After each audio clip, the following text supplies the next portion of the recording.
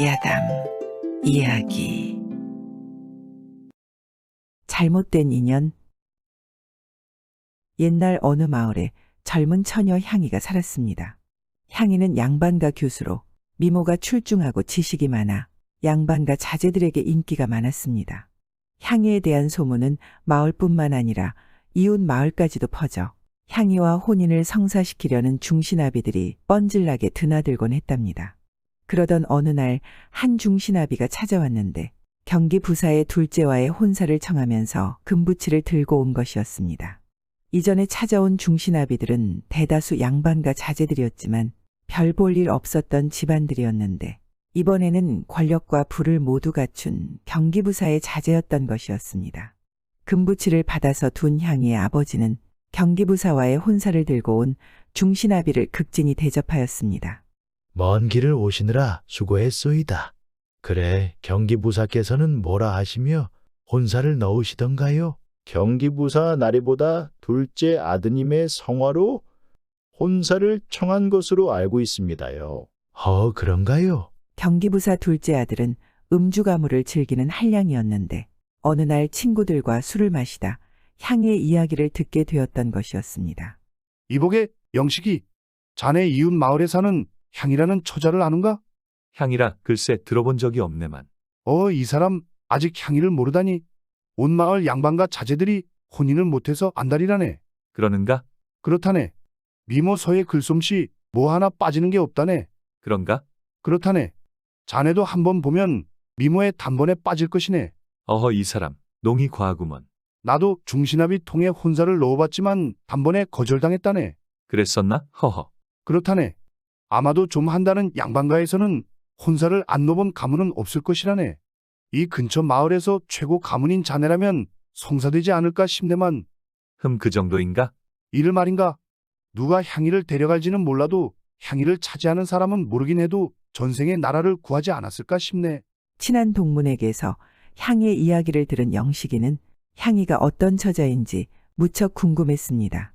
그리하여 머슴을 시켜 향이의 동태를 조용히 살펴오라 시켰습니다.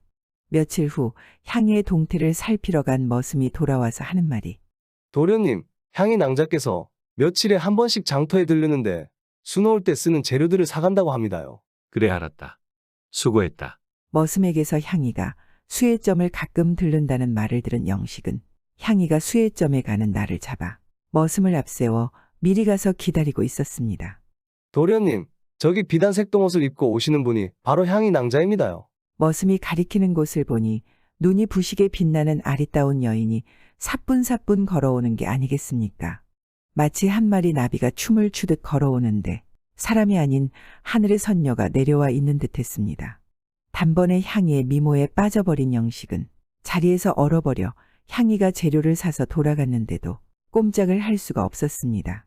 그 후로도 향이가 수혜점에 갈 때마다 먼 발치에서 향이를 보곤 했는데 볼 때마다 향이의 미모에 홀려 얼어붙기 일쑤였답니다. 선녀 같은 향이에게 다가가 말이라도 붙여볼까 했어도 막상 향이가 눈에 들어오기만 하면 엄두도 내지 못하고 자리에서 얼어붙기만 했답니다. 영식은 향이를 좋아하게 되었지만 스스로 해결하기 어렵다고 판단하여 결국 아버님을 찾아가 청을 하게 되었던 것이었습니다. 김부사가 보낸 중신아비에게 혼인을 승낙하겠다고 약조한 향이의 아버님은 속으로 무척 기뻐했습니다. 그리하여 김부사의 둘째 김영식과 향이의 혼례가 성사되었답니다. 혼례를 치르고 첫날 밤이 되자 영식은 눈부시게 아름다운 향이를 앞에 두고 얼굴이 붉게 달아오르며 심장이 쿵쾅쿵쾅 뛰는데 미칠 것만 같았습니다. 신부의 화관족도리를 벗기려는데 손이 부르르 떨리며 몸이 말을 듣지 않는 것이었습니다. 평소 음주 가무를 즐기며 주색 잡기에도 능했던 영식이도 향이 앞에서만큼은 벌벌 떨리는 것이었습니다. 맨정신으로는 안 되겠다고 생각한 영식은 신부에게 말했습니다.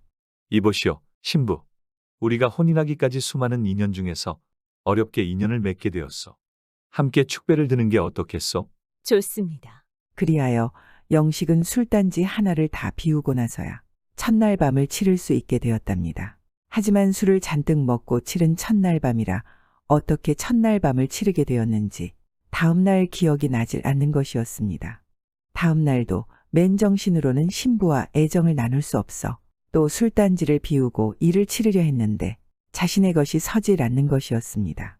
생각해보니 첫날 밤도 술을 잔뜩 먹고 신부에게 달려들었지만 그게 서질 않았던 것 같았습니다. 향의 미모가 너무 아름답다 보니 간댕이가 콩만 한 영식은 향의 앞에만 서면 주눅이 들어 그게 서질 않았던 것이었습니다. 그렇게 달포가 넘도록 아름다운 여인을 신부로 얻고도 뜨겁고 황홀한 사랑을 나눌 수 없었던 영식은 괴로워 미칠 것만 같았습니다. 신부는 세상에서 제일 아름다운 여인인데 여인과의 뜨겁고 황홀한 사랑을 나눌 수가 없으니 향이는 그림의 떡이 아니겠습니까? 한참을 그렇게 괴로워하던 영식은 다시 친구들과 기생집을 찾아 괴로움을 달래기 시작했습니다. 잔뜩 술을 퍼먹고 미친 듯이 기생과의 뜨거운 밤을 보내기 시작했습니다. 다른 여인들과 일을 치르면 자신의 것이 벌떡 일어나 잘도 서는데 오로지 향이 앞에만 서면 주눅이 들어 말을 듣지 않는 것이었습니다. 신부가 아름다우면 뭐하나. 그런 여인과 몸을 섞지 못하면 속빈 강정이 아니던가. 신부 앞에만 서면 자신의 그것이 말을 듣지 않자 영식은 신부 앞에 서는 게 점점 자신이 없어지기 시작했던 것이었습니다. 그리하여 영식은 신부를 멀리하고 뜨겁고 황홀한 밤을 즐길 수 있는 기생집에서 살다시피 하였습니다. 아들의 이러한 행각을 듣게 된 김부사는 영식이를 불렀습니다. 내가 혼인한 지 얼마 됐다고 벌써 기생집에서 사느냐? 내 놈이 하고 다니는 행동 때문에 내가 체면이 서질 않는다. 입이 있으면 부디 말해보거라. 무슨 연유로 그러고 다니는지 어서 말해보래도. 면목이 없습니다. 차마 향이 앞에만 서면 자신의 것이 말을 듣지 않는다고 말을 할 수가 없었습니다. 내 놈이 성인이 되어도 뭐 하나 제대로 하는 게 없구나. 아버님께 불려가 꾸중을 들은 영식은 글 공부도 못해 과거도 못 보고 나이가 차도록 정사의 입문도 하지 못하는 자신을 한탄하기 시작했습니다. 그뿐만 아니라 아버님을 졸라 향이와 혼인까지 했지만 가정 하나도 제대로 꾸리지 못하는 자신을 한탄하며 사내로서 뭐 하나 제대로 하지도 못하는 자신이 원망스럽기만 했습니다. 그리하여 영식은 모든 의욕을 잃고 자포자기하여 허구한 날 술과 계집질만 하며 그렇게 세월을 보내게 되었답니다. 한편 향이는 혼인한 지 몇 개월도 되지 않아 집에도 안 들어오는 서방 때문에 무척 마음이 아팠습니다. 서방이 도대체 뭐하고 다니는지 궁금했던 향이는 몸종인 순심이를 불렀습니다. 순심아, 내가 서방님이 어디에서 뭐하고 있는지 조용히 좀 알아보고 오렴. 네, 알겠습니다요, 마님. 그리하여 순심이는 장에 가서 잘 아는 상인들에게 영식 서방님에 관해서 묻고 다녔습니다. 그러자 한 상인의 말에 의하면 청하루라는 기생집에서 봤다는 것이었습니다. 그 말을 들은 순심이는 직접 눈으로 확인해 보고자 청하루로 향했습니다. 청하루에 도착한 순심이는 영식 서방님이 머무는 방이 보이는 한편에 서서 한참을 기다리니 영식 서방님과 기생이 함께 나오는 것이었습니다.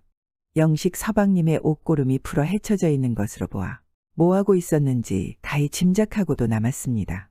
순심이는 향이에게 달려가 본 것을 그대로 이야기했습니다. 순심의 이야기를 들은 향이는 크게 충격을 받았습니다. 서방의 계집질에 분통이 터진 향이는 밥도 먹을 수 없었고 잠도 오지 않았습니다.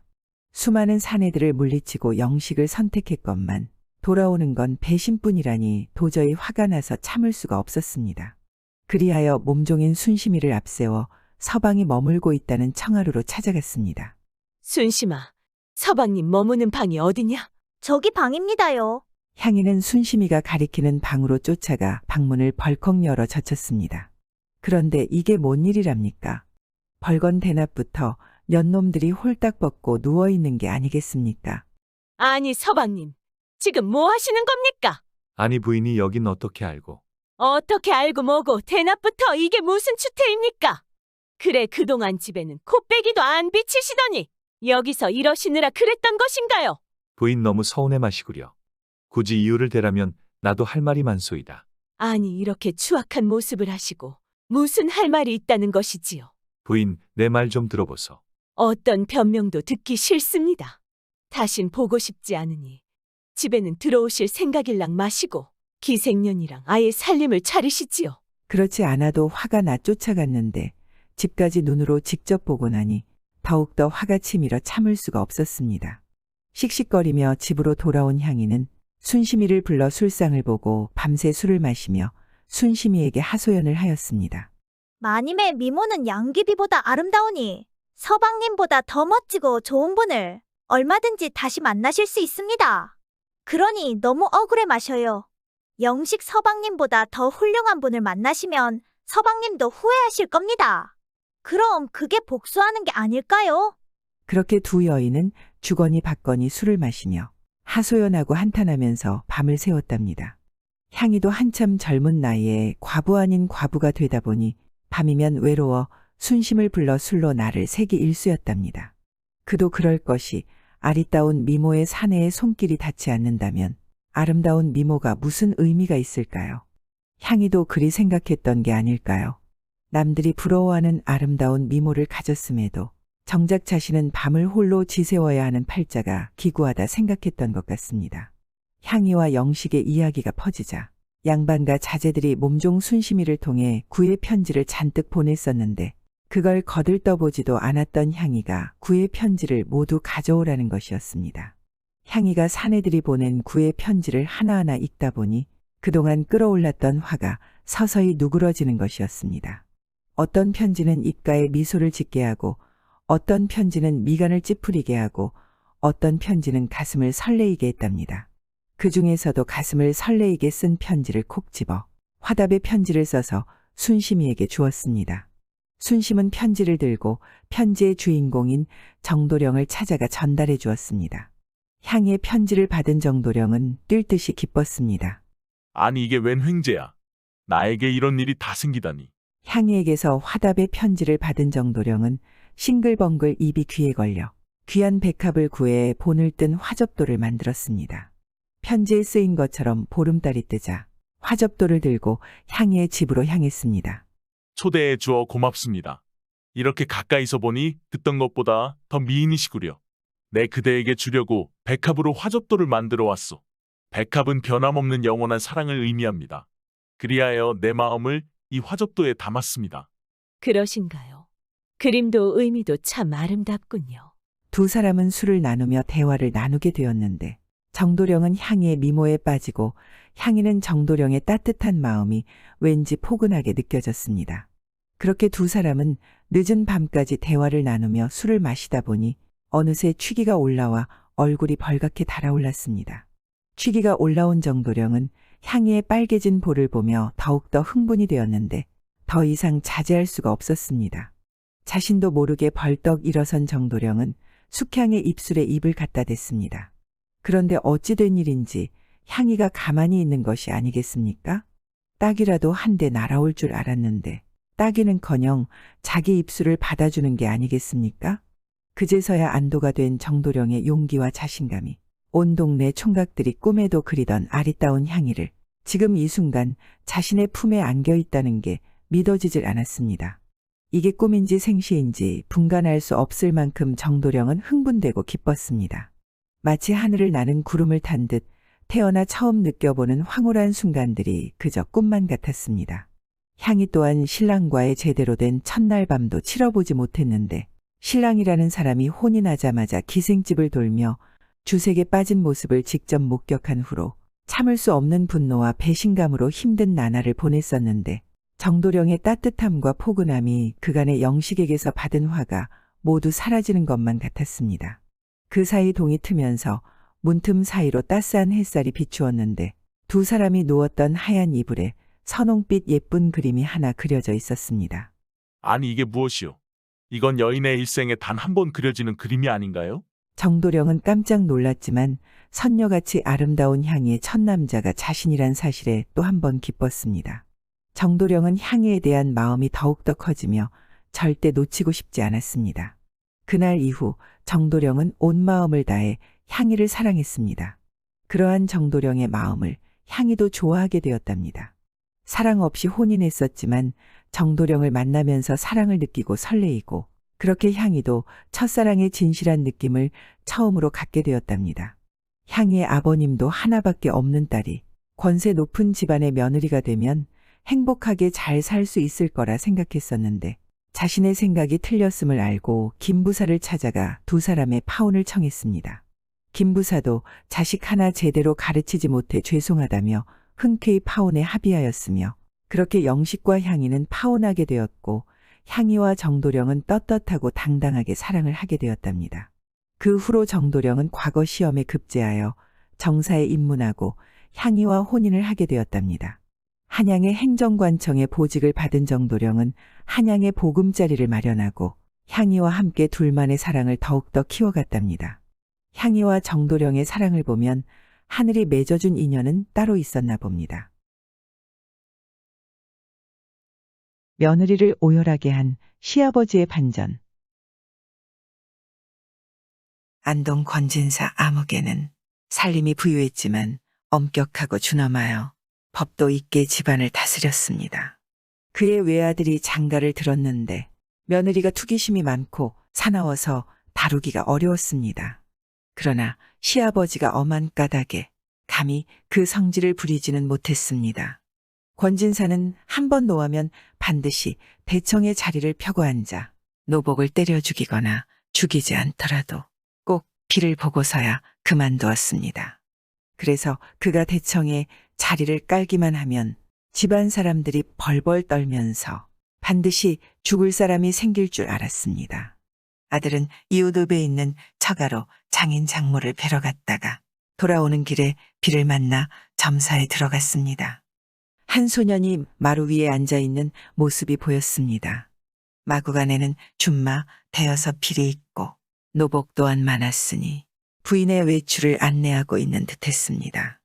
소년은 권생을 보고 인사를 나누고 술과 안주, 그릇에 담은 음식 등을 권했습니다. 술은 차고 맑았으며 안주도 가득했습니다. 성씨와 거처를 서로 물었는데 권생은 사실대로 말해주었지만 먼저 와 있던 소년은 성씨만 말해주었을 뿐 사는 곳은 밝히지 않았습니다. 우연히 이곳을 지나다 비를 만나 피하려고 이 점사에 들어왔지요. 운 좋게도 좋은 동년배 친구를 만났으니 어찌 즐겁지 않겠소. 그러고는 술잔을 주고받으며 마음껏 취하기로 했습니다. 권생이 취해 쓰러져 먼저 잠들었다가 밤이 되어서야 깨어나 눈을 떠 살펴보았습니다. 술잔을 기울이던 소녀는 그림자도 없이 사라졌고 자기만 내실에 누워 있었습니다. 옆에는 소복 입은 어여쁜 여인이 앉아 있었는데 나이는 18, 19살쯤 되었고 용모가 단아하고 아름다워 상민이나 천인이 아닌 한양 재상가 처녀 같았습니다. 권생이 크게 놀라 물었습니다. 내가 어떻게 이곳에 누워있게 되었소? 그대는 어느덧 뭘 하는 부녀자인데 이곳에 있소. 여자는 부끄러워할 뿐 대답하지 않았으며 거듭 물어도 입을 열지 않았습니다. 마침내 수십경이 지나자 낮은 목소리로 말했습니다. 저는 한양에 번성하는 문벌가의 여자로 14살에 출가하여 15에 남편을 잃었습니다. 저의 아버지 또한 일찍 세상을 떠나 오빠가 집을 이끌어갔지요. 오빠는 고집이 있어 시속의 이해에 얽매이지 않고 홀로 된 여동생을 개가시킬 수 있는 곳을 구했습니다. 그러나 그 때문에 가문에서 시비가 크게 일어나니 다들 우리가 가문을 더럽힌다고 엄한 말로 꾸짖으며 완전히 우리 집을 배척했습니다. 오빠는 하는 수 없이 혼사 의논하기를 그만두고 가마와 말을 구해 저를 태우고 문을 나섰습니다. 정한 곳도 없이 길을 나섰다가 여기까지 오게 되었으니 뜻에 합당한 남자를 만나기만 하면 저를 맡기고 자기는 피해버려 여러 사람의 이목을 막고자 한 것이었겠죠. 어젯밤 당신이 술에 취한 틈을 타 종에게 당신을 없게 해 이곳으로 데려와 눕혔지요. 오빠는 멀리 도망치면서 옆에 있는 상자 하나를 가리키며 이 속에 500-600 은자가 들어있다. 이것으로 남의 첩이 되어 살아가는 미천으로 삼아라라고 했습니다. 권생이 기이하게 여기고 밖으로 나가보니 소년과 허다한 사람과 말은 모두 어디론가 사라져버리고 어린 여종 둘만 남아 있었습니다. 권생은 다시 들어와 그녀와 동침했습니다. 한참 뒤 생각해보니 엄한 부친을 모시고 있는 처제에 멋대로 첩을 두었으니 반드시 큰 처벌을 받을 것 같았습니다. 또 사납고 투기심 많은 저 역시 이를 용납하지 않을 것 같았습니다.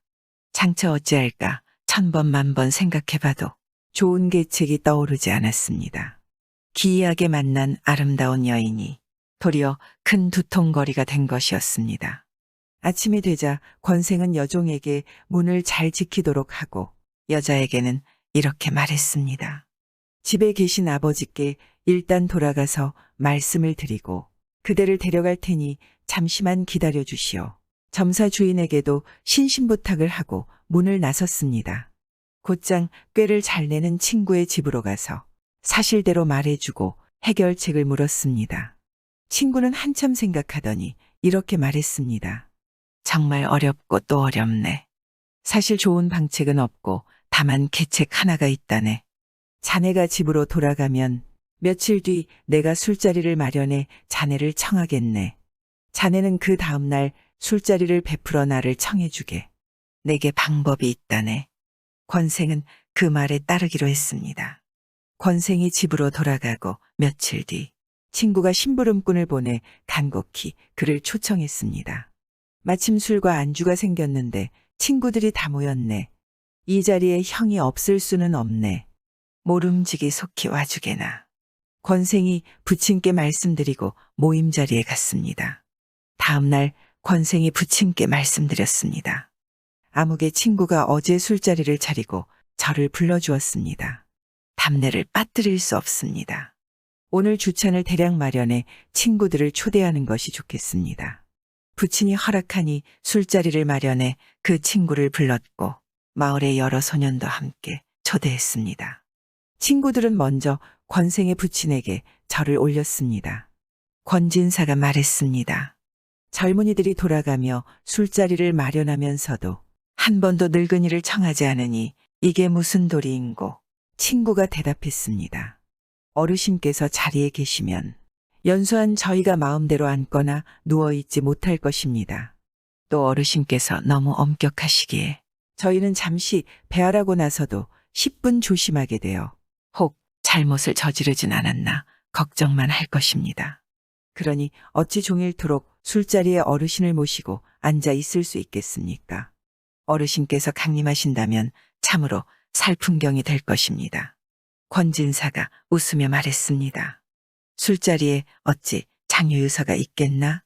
오늘 술자리는 내가 주인이 되어 너희를 얽어매는 예의 같은 것일랑 다 벗어던져버리고 종일토록 즐기세. 자네들이 내게 이 예의에 어긋난 행동을 100번 한다 해도 내 자네들을 책망하지 않을 것일세. 하루 동안 마음껏 즐겨 이 늙은이의 외롭고 쓸쓸한 심사를 위로해 주게나. 소년들이 일시에 공손히 응낙하니 늙은이와 젊은이가 뒤섞여 앉아 술잔을 들었습니다. 술자리가 반쯤 무르익었을 때 그 꾀를 잘 내는 친구가 권진사 앞으로 다가가 말했습니다. 기이한 인 이야기가 하나 있사온데 제가 한번 들려드려 웃음거리로 바치고자 합니다. 권진사가 말했습니다. 인 이야기 좋지. 날 위해 들려주게나. 친구는 권생이 점사에서 겪은 기구한 만남을 이야기로 만들어 들려주었습니다. 권진사는 대목마다 기이하다고 찬탄했습니다. 기이하다. 기이하도다. 옛날에는 간혹 이 같은 기이한 인연이 있었지만 요즘은 한 번도 들어보지 못했는걸. 친구가 말했습니다. 만약 어르신께 이런 일이 일어난다면 어떤 조치를 취하시겠습니까? 깊은 밤 아무도 없는데 절대가인이 옆에 있다면 그녀를 가까이 하시겠습니까? 무시하시겠습니까? 이미 그녀를 가까이 했다면 장차 데려가서 함께 사시겠습니까? 아니면 버리시겠습니까? 권진사가 말했습니다. 내가 궁영을 받은 사람도 아닌데 황혼에 가인을 만나면 헛되이 보낼 리가 있겠나. 또 일단 동침했다면 데려가서 첩으로 삼을 것이지 어찌 버려서 악을 쌓겠는가. 친구가 말했습니다. 어르신께서는 본디 방정하고 엄격하시어 비록 이런 때를 당하시더라도 절대 회절하지는 않을 것 같은데요. 권진사가 머리를 절레절레 흔들며 말했습니다. 그렇지 않아. 그렇지 않아. 내가 그 일을 당했어도 부득불 회절할 수밖에 없었을 거야. 그 소년이 내실로 들어간 것도 고의가 아니라 남에게 속아서 그런 것이잖나. 그 사람이 고의로 여자를 범한 건 아니지. 젊은 사람이 미색을 보고 마음이 움직이는 건 당연한 일 아닌가. 그 여자도 사족으로서 이런 일을 당했으니 그 사정이 슬프고 처지가 절박하네. 혹여 한번 보고 버려진다면 그녀는 분명 부끄러움을 머금고 원한을 가진 채 죽고 말았을 걸세. 그렇다면 그게 악을 쌓는 것이 아니고 무엇이겠나. 사대부가 이를 조치할 때는 그처럼 모질게 해서는 안 된다네. 그 친구가 또 물었습니다. 인정과 사리가 과연 그러합니까? 권진사가 말했습니다. 어찌 다른 뜻이 있을 수 있겠나. 마땅히 박복한 여자가 되지 않도록 해주는 것이 옳지. 친구가 웃으며 말했습니다. 어르신, 이것은 옛 이야기가 아니랍니다. 아드님이 얼마 전에 겪은 일입니다. 어르신께서 사리가 당연하다 하셨고 거듭 여쭤도 같은 말씀을 하셨으니 아드님은 이제 벌을 면할 수 있게 되었습니다. 권진사는 이 말을 다 듣고 한참 동안 아무 말도 하지 않았습니다. 그러다가 정색을 하고 소리 질렀습니다. 자네들 다 돌아가게. 내 처리할 일이 있어. 모두 놀라고 겁을 내며 흩어졌습니다. 권진사가 고함을 질렀습니다. 대청에 얼른 자리를 펴라. 집안 사람들 모두가 두려워 벌벌 떨기만 할 뿐 권진사가 누구의 무슨 죄를 벌주어 다스리려고 그러는지 몰랐습니다. 권진사가 자리 위에서 소리쳤습니다. 빨리 작두를 가져오너라. 종이 황급히 명을 받들어 작두와 널판을 마당으로 가져왔습니다. 권진사가 고함을 질렀습니다. 내 아들놈을 끌고 와 작두판에 엎드리게 하라. 종이 권생을 끌고 와 작두판 위에 목을 올리게 했습니다. 권진사가 크게 꾸짖었습니다. 입에서 아직 전내가 나는 패륜자씨가 부모에게 고하지도 않고 몰래 첩을 두다니. 이건 집안을 망하게 하는 짓이다. 내가 살아있는데도 이런 짓을 하는데 하물며 내가 죽은 뒤엔 무슨 짓을 못하겠나. 이런 패륜자식은 살아있어도 아무 도움이 안 된다. 내가 살아있을 때 내 목을 잘라 나중에 올 폐단을 막는 게 낫다. 권진사는 말을 마치고 종에게 호령해 발을 들어올려 작두를 누르게 했습니다. 순간 위아래 사람이 다 어쩔 줄 모르고 얼굴빛이 사색이 되었습니다. 권진사의 처와 며느리가 마루에서 내려와 애걸했습니다. 저 아이가 비록 죽을 죄를 졌다 하더라도 어찌 차마 면전에서 외아들의 목을 배려하시오. 그들이 울면서 그치지 않고 간청했습니다. 권진사는 크게 소리질러 물러가라고 꾸짖었습니다. 차가 놀라고 겁이 나서 피했습니다. 며느리는 땅에 머리를 짓지어 얼굴에 피를 흘리며 아뢰었습니다. 나이 어린 사람이 방자하게 함부로 날뛴 죄를 짓기는 했지만 아버님의 단 하나뿐인 혈육입니다. 아버님 어찌 이리도 잔혹한 일을 하시오. 여러 대 조상의 제사를 드리는 것을 하루아침에 끊어지게 하시렵니까? 제발 제가 대신 죽게 해주십시오. 권진사가 말했습니다. 집안에 패륜자식이 있어 집안을 망하게 하면 그 욕이 조상님께 미치게 되어 있다. 차라리 그놈을 눈앞에서 죽여버리고 양자를 다시 구하는 게 낫다. 이러나 저러나 망하기는 마찬가지니 깨끗하게 망하는 것이 더 낫다. 그리고 권생의 목을 베라고 호령했습니다. 종은 입으로는 그러겠다 하면서도 차마 발을 댈 수가 없었습니다. 며느리는 울면서 더욱 간절하게 간언했습니다. 권진사가 말했습니다. 이놈이 집안을 망하게 할 것이 하나만이 아니다. 부모를 모시고 있는 처지에 멋대로 첩을 들였으니 그게 첫 번째 망조다. 사납고 툭이 많은 내가 그 첩을 용납하지 못할 테니 그렇게 되면 집안 법도가 나날이 어지러워질 터. 그게 두 번째 망조다. 이렇게 망조가 둘이나 생기게 하느니 차라리 일찍 제거해버리는 것이 더 낫다. 며느리가 말했습니다. 저도 사람의 얼굴과 마음을 가졌으니 이런 광경을 눈으로 보고도 어찌 투기에 투자해라도 생각이 미치겠습니까? 아버님께서 한 번만 용서해 주신다면 이 며느리 삼가 첩과 함께 살면서 조금도 화목을 깨지 않겠나이다. 아버님, 제발 그 걱정은 마시고 특별히 너그러운 은혜를 베풀어 주시옵소서. 권진사가 말했습니다. 내가 비록 오늘의 조치에 절박해져서 그렇게 말하지만 겉으로만 그러지 속마음은 그렇지 않을 것이다. 며느리가 말했습니다. 어찌 그럴 리가 있겠습니까? 제가 아버님 말씀과 조금이라도 비슷한 마음이 있다면 하늘이 필히 천벌을 내리실 것이고 귀신도 저를 죽일 것입니다. 내가 살아있을 때는 내가 혹 그렇게라도 하겠지만 내가 죽고 나서는 반드시 다시 악독한 짓을 멋대로 할 것이다. 그때면 나는 이미 없고 패륜 자식도 너를 억제하지 못할 것이니 그게 집안 망하는 일이 아니고 무엇이겠느냐. 이는 당장 저 녀석의 머리를 잘라 화근을 없애는 것만 못하다. 며느리가 말했습니다. 어찌 감히 그렇겠습니까? 아버님께서 돌아가시고 나서도 제가 조금이라도 못된 마음을 가진다면 저는 개되지만도 못할 것입니다. 삼가 맹세의 말을 써 올리겠습니다. 권진사가 말했습니다. 그렇다면 맹세의 말을 종이에 써서 바치거라. 며느리는 약속을 지키지 않으면 짐승만도 못하다는 맹세의 말을 쓰고 말했습니다. 하나라도 어기거나 배반하는 일이 있으면 제가 친정 부모님의 인육을 씻겠습니다. 맹세의 말이 이와 같은데도 아버님이 끝내 믿어 들어주지 않으신다면 죽음이 있을 따름입니다. 권진사가 마침내 며느리를 용서하고 나가게 했습니다. 그리고 우두머리 종에게 분부했습니다. 가마와 말, 인부를 거느리고 모점사로 가서 너희 서방님 소실을 모시고 오너라. 종이 명을 받들고 소실을 데리고 왔습니다. 소실에게 이 시부모를 처음으로 뵙고 인사드리는 절을 올리게 하고 정실에게 절을 시켰습니다. 서로 함께 살게 하니 며느리는 감히 한 소리도 하지 못하고 늙을 때까지 사이좋게 지내 남들이 이간하는 말을 하지 못했습니다. 그것이 탐나시면 언제든지 드리죠. 산 좋고 물 맑은 어느 자그마한 시골에 가난한 농군이 스라의 아들 형제를 두고 살았습니다.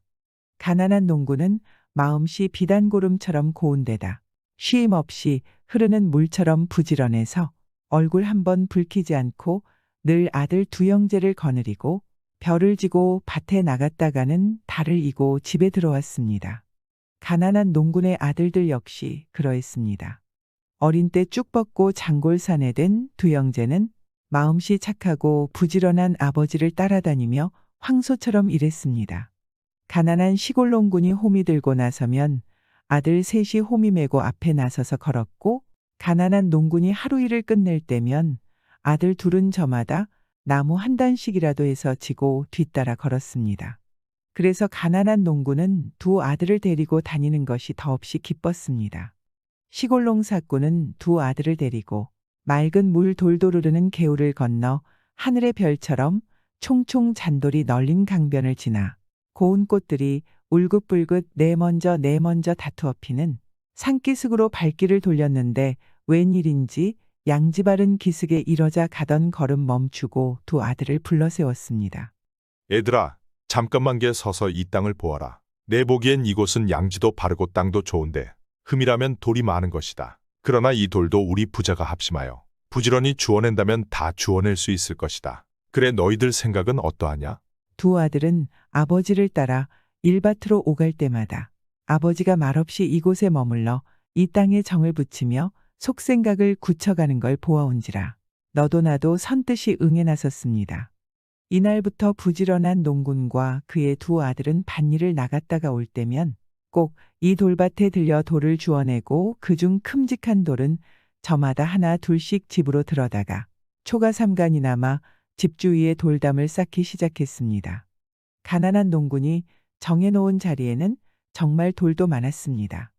물동이같이 큰 돌이 여기 우뚝 저기 우뚝 앉았는가 하면 베개똥 같은 돌이 이리저리 누워있고 주먹만한 조약돌은 여기 총총 저기 총총 구만리 장성에 널린 별보다 더 많았습니다.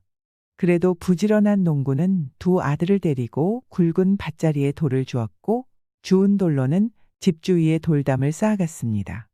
그러는 사이에 세월은 흘러 어느덧 꽃이 피는 봄이 가고 엽지는 가을이 지나 눈 내리는 겨울이 찾아왔습니다.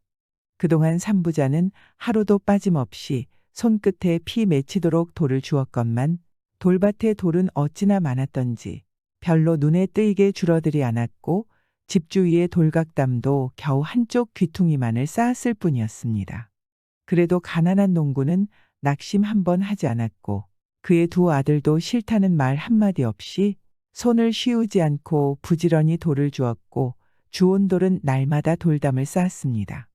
이렇게 춘추가 3번 바뀌니 농군과 두 아들은 그 자리에 도르를 다 주워내었고 초가 3간 집 주위의 돌담도 다 쌓게 되었습니다. 그런데 농군은 별처럼 총총하게 들어앉았던 그 많은 돌과 베개통처럼 이리저리 누워있던 큰 돌까지 오간데 없이 다 날라냈는데 단 하나 성마돌보다 더 큰 돌이 그 밭자리 한가운데 그냥 박혀있는 것이 가슴에서 내려가지 않았습니다. 그 돌은 어찌나 무거웠던지 가난한 농군이 혼자서는 물론 황소같이 힘이 센 장고라들 둘이 모여서 들자 해도 들 수 없었습니다. 농군은 그래도 부자 3사람이 합심하면 되리라 믿고 아들들과 의논하니 모두가 당장 두동강이 날 것 같았고 어깨뼈가 부서지는 것 같았으며 허리는 활처럼 휘고 얼굴에서는 애기 주먹 같은 땀이 뚝뚝 떨어졌습니다.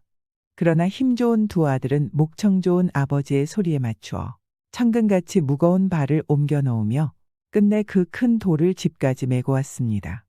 아버지는 마음이 흐뭇해서 그 큰 돌을 보기 좋게 돌담 한 귀퉁이에 놓았습니다. 이렇게 가난한 농군과 그의 두 아들은 3년 동안 매일과 같이 부지런히 일해서 밭도 일구고 집 주위에 보기 좋은 돌담도 다 쌓아놓았습니다. 이 농군이 사는 초가집 뒤에는 고래등 같은 기와집을 쓰고 사는 욕심 많고 심보 고약한 한 부자놈이 살고 있었습니다. 공것이라면 내버린 동네 집 부직갱이도 제 집 부엌에 가져다 놓는 그 부자놈은 앞집 가난한 농군네 돌담이 욕심났습니다. 돌담이라고는 하지만 아무리 생각해도 3년 세월에 하나 둘씩 들어다 쌓은 그 담이 돌담 같지 않았습니다. 그래서 장밤 이리저리 뒤척 잠을 이루지 못하고 궁리하다가 일출동령하여 밝은 햇살이 창문에 비쳐들 때 문을 열어 제끼고 높은 마루턱에 서서 또 앞집 돌담을 바라보았습니다. 그런데 아침 햇살을 받은 돌담이 눈부신 광채를 뿌리는지라 부자는 눈을 뜰 수가 없었습니다. 욕심 많은 부자가 그 눈부신 광채에 깜짝 놀라 두 눈을 이리 비비고 저리 비비며 돌담을 보고 또 보니 그것은 돌담이 아니라 온통 황금빛으로 눈부시는 금덩이였습니다. 저놈의 돌담이 온통 금덩이로구나. 저 돌담만 손에 넣는다면 세상에 둘도 없는 부자가 될 것이 아닌가? 부자는 그 눈부신 돌담을 이토록 바라보며 침을 꿀꺽 삼키고 나서 눈알을 판들판들 굴리더니 무슨 신통한 묘안이 떠올랐는지 무릎을 탁 치고는 가난한 농군을 찾아갔습니다. 여보게, 내 한 가지 의논할 일이 있어 찾아왔네. 이웃 사촌이라곤 우리 앞뒤 집인데 본래부터 의좋게 살아가는 처치가 아니었나. 임자네 가난한 처지를 불쌍히 여겨 돕자는 생각이 있어서 왔네. 글쎄 빈부귀천은 팔자라고는 하지만 앞뒤 집에서 어찌 내 홀로 부귀영화 누리며 자네들의 가난한 처지를 모르는 척 하겠나. 내 땅 맞이기도 주고 우차도 줄 테니 인제 집을 바꿔 사세나. 나야 돈이 있으니 또 큰 집이 생각나면 한 채 사면 그만 아닌가. 달리 생각 말고 어서 바꾸세. 부자는 가사를 피워대며 붉은 혀바닥에 침이 마르도록 말했지만 앞집 농군은 그 부자의 심사를 제 송금 보듯 잘 아는지라 가타부타 아무 말도 입 밖에 내지 않았습니다. 그런데 뒤집 부자가 어떻게나 횡설수설하며 찰거마리처럼 달라붙는지 농군의 재간으로는 떼어버릴 수가 없었습니다. 평생 초가집을해서 살고 농사일밖에 해오지 않은 앞집 농군은 그 집에 정을 붙이고 살아온지라 기와집에 갈 생각은 아예 없었지만 부자대인의 분부를 거역했다가 큰 화가 미칠 것만 같아 울면서 겨자 먹기로 응낙하지 않으면 안 되었습니다. 그래서 앞집 농군은 뒤집 부자를 보고 이렇게 말했습니다. 생각해서 은혜를 베푸시니 고맙소이다. 우리 같은 농군은 초가 삼간이라도 제 손으로 지은 집에 사는 것이 제일 입죠. 그리고 정들어 살아오던 집을 떠나기도 아쉽소이다만 부자 대인의 소원이 그러하시다니 바꿔드리지요. 하지만 소인에게도 한 가지 소원이 있사오이다. 그게 무슨 소원인고? 네, 우리 부자가 3년을 애써 일군 밭을 훗날 자손들에게 말이라도 전해주게. 그 밭에서 날라온 큰 돌 하나만 가지고 뒤집에 갈까 하나이다. 이 말을 듣고 부자는 이모저모로 생각해 보았으나 막상 그 돌 하나가 금덩이일지라도 그것 하나 때문에 다 성사된 일이 뒤틀려 일확천금이 날아날까봐 앞집 가난한 농군의 소원을 들어주겠노라고 대답했습니다. 이렇게 되어 부자는 약정한 대로 소수레와 땅 몇 마지기를 농군에게 주고 고래등 같은 기와집도 냈습니다. 앞집 가난한 농군도 말한 대로 돌담 한 귀퉁이에 놓인 큰 돌 하나를 가지고 뒤집 기와집으로 이사하였습니다. 그런데 앞집 가난한 농군이 그 큰 돌 하나를 가지고 뒤집에 이사하고 뒤집 부자가 앞집 가난한 농군네 집에 옮겨가자 그렇게도 눈부신 광채를 뿌리던 금덩이담이 삽시의 빛을 잃으며 돌담으로 되어버렸습니다. 이렇게 되자 그 부자놈은 일확천금의 달콤한 꿈이 일각에 차없이 사라지는지라 땅이 꺼지도록 한숨을 쉬더니 앉을 맥도 없어 자리에 눕던 것이 영영 일어나지 못하였다고 합니다. 하지만 마음씨 착하고 부지런한 농군은 두 아들을 데리고 새로 일군 그 발을 해년년 알뜰살뜰 가꾸어가며 풍년 농사를 지어놓고 근심 없이 잘 살아갔다고 합니다. 인과응보가 생각이 나네요. 만사가 인과의 법칙을 벗어나는 일은 하나도 없어 무슨 결과든지 그 원인에 정비례한다고 합니다. 콩 심은 데 콩 나고 팥 심은 데 팥 나는 것이 우주의 원칙입니다. 콩 심은 데 팥 나고 팥 심은 데 콩 나는 법 없나니 나의 모든 결과는 모두 나의 노력 여하에 따라 결과를 맺습니다.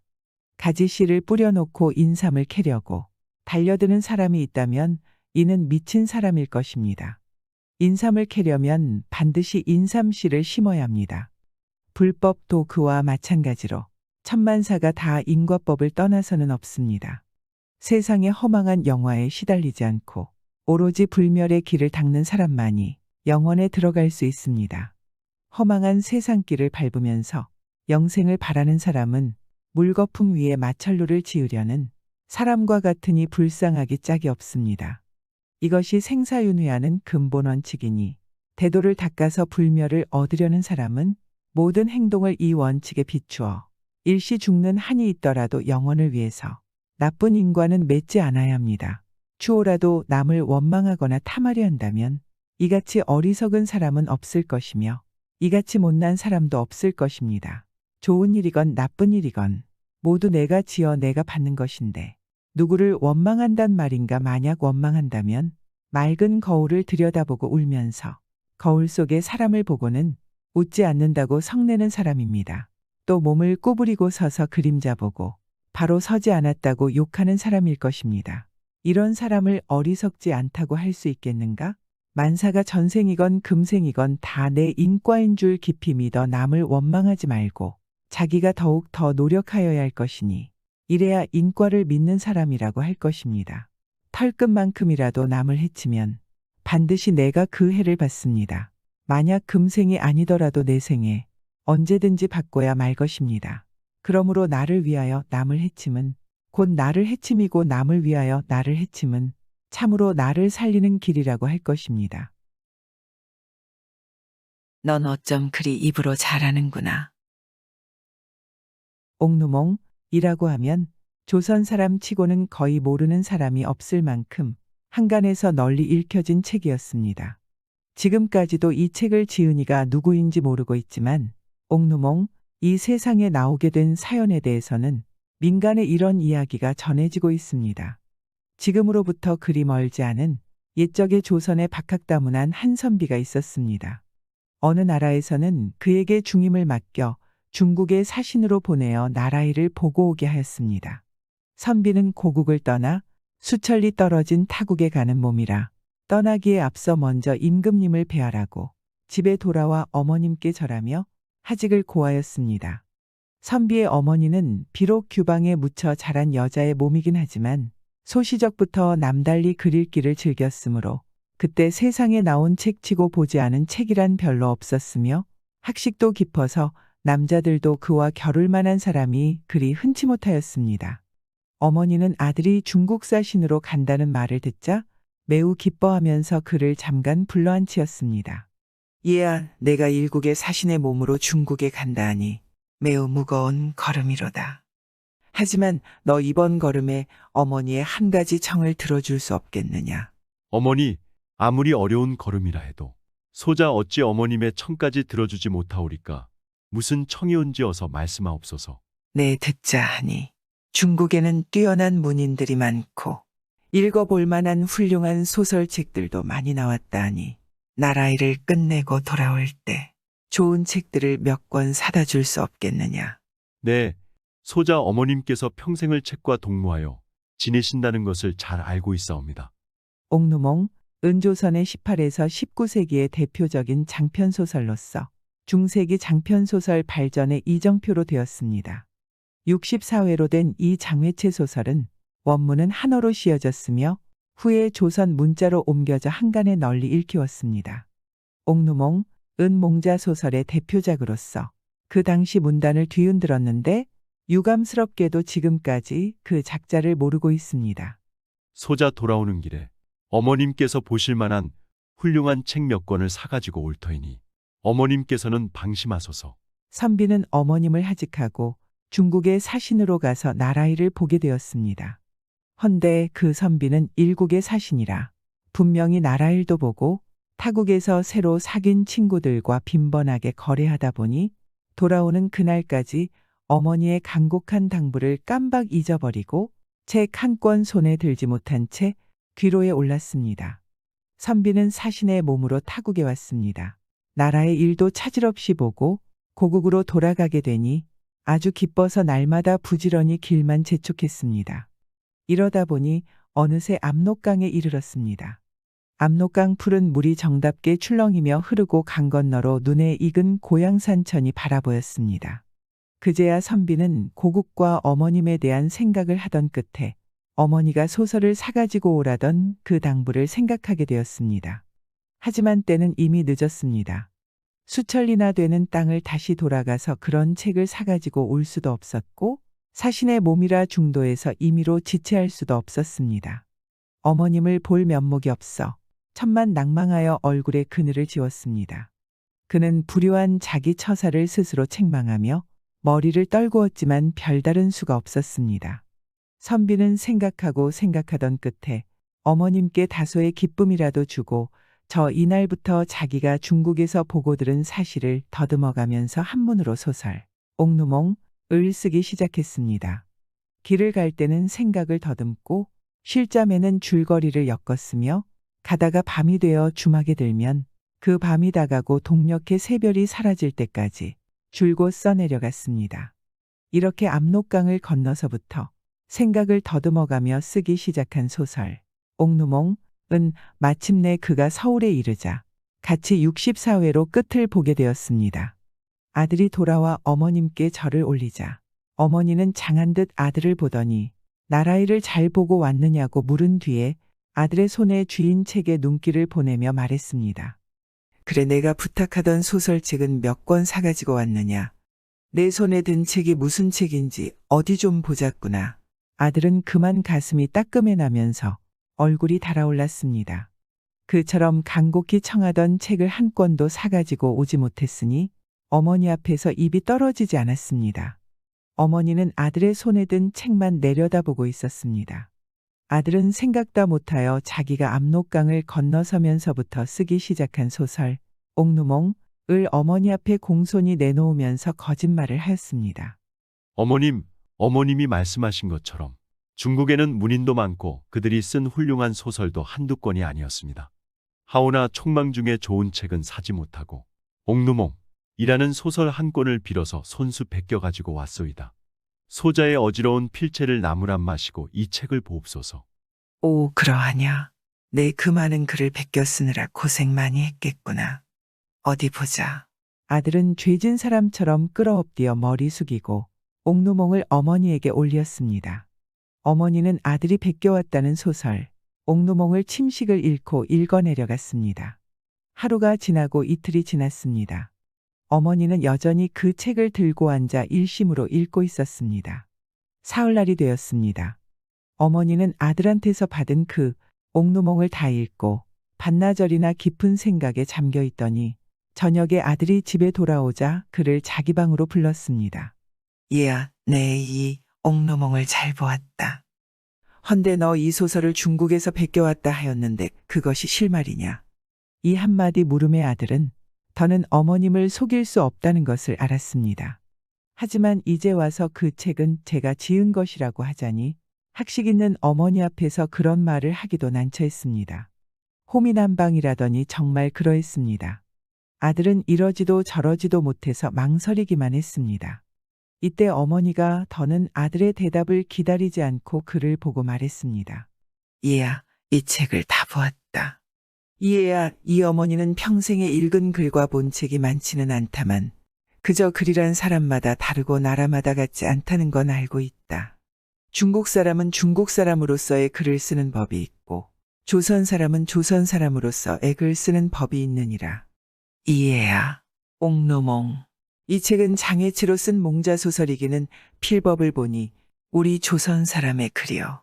글재간을 더듬어 보니 내 글이 분명하거나 내 이애미는 속이지 못하리로다. 넌 어쩜 그리 입으로 잘 지어내는구나. 어머님, 이 불효한 소자를 용서하여 주옵소서. 옥루몽은 중국의 장외체 소설을 베껴 가지고 온 것이 아니었고 소자가 압록강을 건너서부터 서울까지 오면서 쓴 것이옵니다. 어머님의 당부를 잊어버리고 압록강가에 와서 하는 수 없이 이 책을 쓰기 시작했사옵니다. 졸작이 오니 어머님께서 천만양해 하옵소서. 아들은 지나온 일을 자초지종 다 말하였습니다. 이때 어머니는 아들을 다시 보며 빙그레 웃었습니다. 얘야, 너무 송구스러워 말어라. 내가 지은 옥루몽을 보니 기쁘구나. 어머니가 어찌 제 아들이 지은 책을 거작이라고 하겠느냐만 우리 조선의 몽자소설로는 대표작이 될 만하고 세상에 내놓아도 전해질 만하니 세상에 내놓도록 하여라. 나는 심히 기뻐하리로다. 과분한 치아이나 소자 어머님 분부대로 이 책을 세상에 내놓겠나이다. 이렇게 되어 옥루몽은 세상에 나오게 되었는데 어머님이 말씀한 것처럼 이 책은 세상에 나오자 수많은 독자를 끌었고 몽자소설의 대표작으로까지 인정받게 되었다고 합니다. 부인은 남편에게 오늘 밤은 뜨겁게 보내자고 사정하는데 옛날 어느 시골 마을에 소경 어머니를 모시고 살아가는 젊은 부부가 있었습니다. 가난한 부부는 손톱발톱이 닳도록 일을 했지만 늙은 어머니 한 분을 봉양하는 것도 힘들었습니다. 하루는 남편이 아내에게 말을 꺼냈습니다. 여보, 우리 내외가 마른 일 굳은 일 가리지 않고 애를 쓰며 벌어도 늘 그 자리가 아니겠어. 남편의 말에 아내는 맞는 말이라는 듯이 고개를 끄덕였습니다. 이대로 지나기보다는 내가 몇 해 작정하고 타관 땅으로 돈벌이를 떠나는 게 좋을 것 같소. 그동안 당신이 고생스럽지만 혼자 어머니를 모실 수 있겠소. 부모의 봉양을 위해 돈을 벌어오겠다는 남편을 아내는 말릴 수 없었습니다. 아내도 남편의 뜻을 따라주었습니다. 좋은 생각입니다. 운수가 트이면 밭이라도 생길지 모르지 않겠습니까? 아내는 남편에게 어머니 걱정은 하지 말라 당부했습니다. 집 걱정은 조금도 말고 몸 편히 지내시다가 오세요. 설사 돈을 못 벌었다 해도 괜찮으니 염려 마십시오. 남편은 아내의 마음 씀씀이에 감동해 눈물이 날 지경이었습니다. 부인은 남편에게 오늘 밤은 뜨겁게 보내자고 사정했습니다. 다음 날 남편이 일을 위해 집을 떠나고 아내는 시어머니를 모시고 남의 집 드난살이를 하며 근근득식 살아가고 있었습니다. 아내는 타지에서 고생하고 있는 남편을 떠올리며 본인도 열심히 일을 했습니다. 낮과 밤 따로 없이 방화품, 빨래품, 길쌈품, 모든 일이 있으면 닥치는 대로 해주었습니다. 이를 도와준 주인 집에서 죽이든 밥이든 끼니를 때우라고 내어주면 그대로 집으로 가지고 와서는 시어머니를 극진히 공대했습니다. 아내는 정성스럽게 시어머니를 봉양했는데도 불구하고 시어머니는 몸이 여위어갈 뿐이었습니다. 건강이 나빠진 시어머니는 결국 바깥 출입도 하기 힘들 정도까지 되었습니다. 시어머니에 대한 걱정으로 아내의 근심은 태산 같았습니다. 더군다나 집에 남편까지 없으니 이 일을 어떻게 하면 좋을지 아내는 막막한 심정이었습니다. 약을 쓰고 싶어도 돈을 융통할 데가 없으니 답답할 따름이었습니다. 남편을 어떻게 본단 말인가. 아내는 혹시나 시어머니에게 무슨 일이라도 생긴다면 이후에 남편을 무슨 면목으로 볼 수 있을지 참담한 심정이었습니다. 아내는 앞을 보지 못하는 시어머니 앞에 앉아서 홀로 말없이 눈물을 흘리고는 했습니다. 부탁드립니다. 어머니 건강하셔야 해요. 아내는 시어머니의 손을 잡고 속으로 기도를 하고는 했습니다. 아내는 이 사람 저 사람을 찾아다니며 시어머니의 병에 좋은 약이 무엇인지 찾으려 애를 썼습니다. 다수의 사람들이 몸이 허약한 체질에는 지렁이가 좋다고 써보라 권하기도 했습니다. 아내는 지렁이가 허약한 사람에게 좋다는 말에 눈이 번쩍거렸습니다. 돈도 들이지 않고 보신약을 쓸 수 있는 것은 많지 않았기 때문이었습니다. 그날부터 아내는 지렁이를 잡으러 집을 나섰습니다. 지렁이가 있을 만한 습한 곳을 찾아 산을 뒤지고 다녔습니다. 아내는 지렁이를 잡아서는 먼저 맑은 물에 담가 속을 개워내게 한 다음 손톱으로 배를 쪽쪽 훑어버렸습니다. 그 후에는 깨끗하게 씻어서 뽀얀 국물이 우러날 때까지 끓여서는 시어머니의 상에 올려주었습니다. 시어머니에게 드리기 전 아내는 정성 들여 끓인 지렁이 국물을 먼저 맛을 봤습니다. 지렁이를 끓인 것인데 맛은 고소한 것이 제법 고기 맛이 나기에 시어머니에게 대접을 해드려도 문제가 되지 않을 것 같았습니다. 이걸 어디서 난 것이냐? 시어머니는 놀라서 물었습니다. 집안 사정이야 뻔한데 어떻게 고깃국을 가져온 것인지 놀랄 따름이었습니다. 맛있게 드시면 됩니다. 어머니, 아내는 차마 대답하지 못했습니다. 얘야 내가 먹기는 달게 먹는다만 내가 이 고깃국을 얻어오느라 고생이 오죽했겠니. 시어머니는 눈물을 흘리며 말을 이었습니다. 내가 고생하는 것을 생각하면 내가 얼른 죽어야겠는데 시어머니는 며느리 고생을 생각하면 가슴이 아파 말을 제대로 잇지 못했습니다. 시어머니의 말에 아내도 가슴 아프기는 마찬가지였습니다. 지렁이가 보신약으로 좋다고는 하나 시어머니를 속인 것만 같아 미안했습니다. 어머니 오래도록 건강하셔야 합니다. 내가 무슨 돈이 있어 고기를 사왔단 말이니. 시어머니가 재차 물어오자 아내는 거짓을 꾸며낼 수밖에 없었습니다. 주인 집에서 고기를 사다가 발라낸 뼈를 가져와서는 깨끗이 손질해서 끓인 거예요. 맛이 있으면 앞으로도 그런 걸 가져와서 끓여드릴게요.